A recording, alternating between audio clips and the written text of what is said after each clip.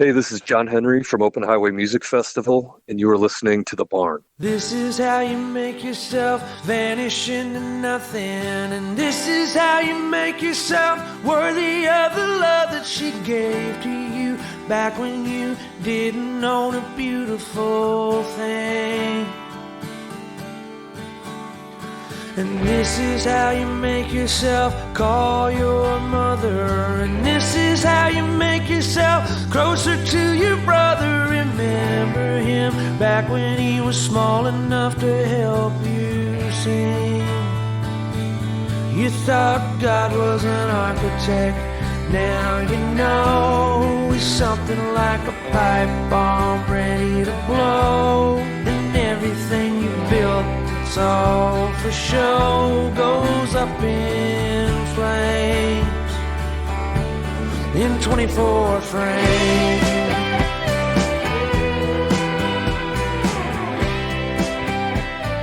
Hi, and welcome to The Barn, live from the Barn Studios in Southeast Missouri. We are joined online right now with a special guest, Mr. John Henry from the Open Highway Music Festival. John, how are you, man? Hey, I'm good. Thank you for having me. This is like almost crunch time, right? Yeah. Everything, we're about 10 days out, and just getting all the final details ready, but everything's moving nice and smooth. June 16th and 17th, Chesterfield Amphitheater. Love that venue. You got two stages. You got the main stage, the US Soy main stage, and then the RAC stage as well. Tell us a little bit about the festival this year. Yeah, we're excited. I mean, this is the third year that we've done it at the larger venue at Chesterfield Amphitheater. You know, we're a completely independent music fest, so we're trying to grow this year by year. And I feel like with this year, we've got, with Jason Isbell and Blackberry Smoke, the biggest artists that we've had. And I'm very excited about the rack stage, which is going to feature a lot of some great bands from St. Louis artists in a more stripped down format. So I'm excited about it. I love, and it seems like, and correct me if I'm wrong, but it seems like, I know you have vendors there that obviously are from St. Louis, but you like to have a little bit of that St. Louis flavor with each of the festivals that you do. Yeah, we have a really rich food and drink scene in the St. Louis regional area, and I think it's something that we love to feature, and it makes us look better because the stuff that they make is so good. So it's a win-win. We were so lucky last year you invited us to come out, and we had a blast. I brought my family with me, and that's one of the things I wanted to talk to you about. Obviously you guys serve alcohol and beer and whatever, but it really just felt like a family atmosphere, and I felt so comfortable bringing my girls there, and we just had a heck of a time. Well, that makes me happy to hear that, and I'm glad you had a good experience. I feel like as a festival organizer, you got to set up the music and the food, and try to set up the vibe. People in a position where they could, have a great day. And, here in you say family vibe, I'm a family oriented guy. I've got a wife and young kids, and, our team are similar to me, and we work together, and we've worked with a lot of the same people for years. So there's definitely a family element on our side as well. So what's the weather looking like next week? Do we know? Too early to predict, right? Yeah, I usually check it Thursday before just to see where we are. So I haven't looked yet, but I'm hoping it'll be nice. And, usually June is a good month. So I am excited about it. I think the weather's going to be nice. I think you're a little bit more relaxed and laid back about it than I would be. I think I'd be checking in like February or something, because I know, just from following your profile and your social media and stuff, I know you work on this festival pretty much year round. Like once this is over, you might take a little break, but then it's on to the next one. That's correct. I think the way things go, just with the size that we are now, you constantly have to be looking to hold your dates, but also, to work with the artists that you really want to work with. So, yeah, I mean, trying to turn this into a year-round event with our podcast and with club shows all over St. Louis, throughout the year. Specifically, the artists themselves, do you handpick the ones that you guys book? Yeah, I book every artist on the fest. I was a buyer at a club here in town for 10 years, and have a lot of experience working with agents and different stuff. So primarily that's the role that I'm doing most day to day is handling the artists, and then, booking all the artists and just managing the rest of the parts of the fest too. Can we talk about the Chesterfield Amphitheater real quick? Yeah, I love talking about it. Yeah, I mean, is there a better spot to have a festival than that place? It's an amazing amphitheater. Like I said, we went a few times last year and really enjoyed that place and that venue. Yeah, it is a nice place. I feel like it's a hidden gem in the St. Louis area. I feel like if people came out and saw it, they would love it. Like your experience, it works well with family. You're in a crowd seeing, a bigger artist like Jason Isbell, let's say, but it also feels intimate because it's just not a massive amphitheater. Absolutely. And we can't wait to be there again next weekend, June 16th and the 17th, Chesterfield Amphitheater. You got the 2 stages. The reserve seating is already sold out, correct? Yes, weekend passes and reserve seating have sold out, but there are plenty of general admission tickets left for Friday and Saturday. Friday general admission $35, Saturday general admission $75. Friday the doors open at 6, and Saturday it's more of an all-day kind of event at 2 p.m. That's correct. 2 p.m. doors, and we have 2 stages going. So music will be played from doors when they open till it closes, but never any music on 2 stages at once.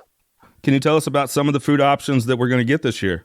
Yeah, we're working with Sauce Magazine on a food truck row, and we have High Point, which is a delicious burger place here in St. Louis. We've got Grace Chicken and Fish, and we also have Waco Taco, and we're working with Boulevard, and we are working with Four Hands as our alcohol sponsors. Very cool. One of the things that my daughters still talk about was last year you had some vendors that were selling some clothing, I guess, which isn't really my thing, but it sounded like you had a couple retail vendor trucks there as well.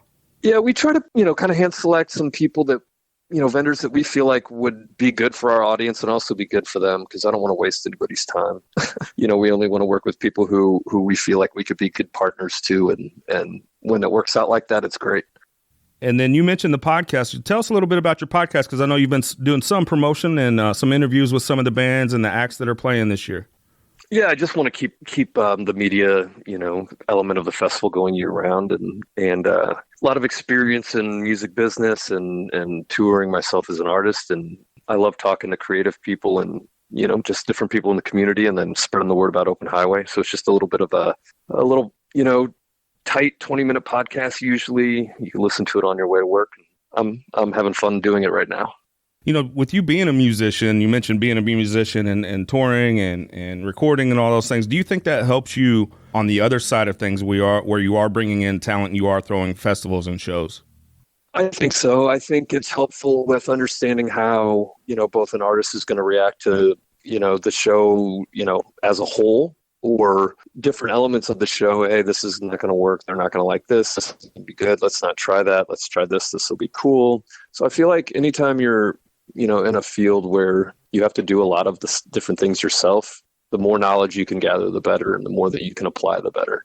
Is that one of the things, or is that maybe the driving force that made you inspired to create the Open Highway Music Festival to begin with?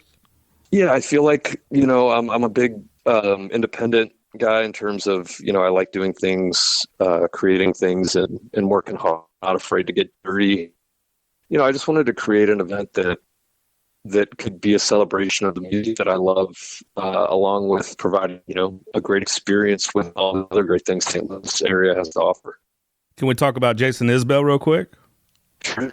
I mean, that guy's carrying the flag for a lot of musicians, and I feel like he's the voice in a lot of different areas. Have you had the chance to listen to his new EP? I heard it in its full, or in its entirety tonight. Up in St. Louis, we're going to a listening party that we're working together with Vintage Vinyl on, so I'll get to hear it tonight. Everything I've heard about it, the reviews and things have been great, and the I think it's 3 songs I've heard from it have been amazing. But going back to what you said, I mean, I feel like he's as good as it gets in terms of Americana rock and roll songwriter, and just incredible band, and he's a dream artist to work with as well. I saw that you guys got him, and I was floored. Not floored in the sense that you're not deserving, but he's just such a special talent, such a special artist. And St. Louis is lucky that you're bringing him in for us to get to take that in, because I haven't seen him before, but I'm a huge, massive fan. So I'm really looking forward to that on Saturday night. And then your headliner on Friday is Blackberry Smoke, another great, almost Southern rock kind of band. I don't really get hung up in the genres too much, but a great band there as well. Yeah. I felt like it was a great compliment to the Saturday night with Jason Isbell. A little more country in theme, but they're an incredible band, incredible live band, and they have a really, really loyal audience. And then I also saw on Saturday night one of St. Louis's own, the Funky Butt Brass Band. Excited to see that for them to be on the festival as well. Yeah, and we have a surprise that they're going to be doing a second line right before Jason Isbell, coming out and playing through the crowd, in addition to their full-on band set. So I am pumped for them. Good friends, great guys, and yeah, I'm very lucky to get to work with people who I really like.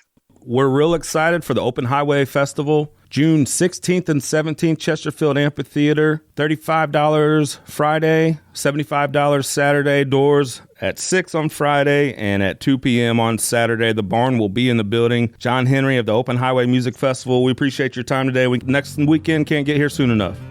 Thank you so much for having me. This little bitty town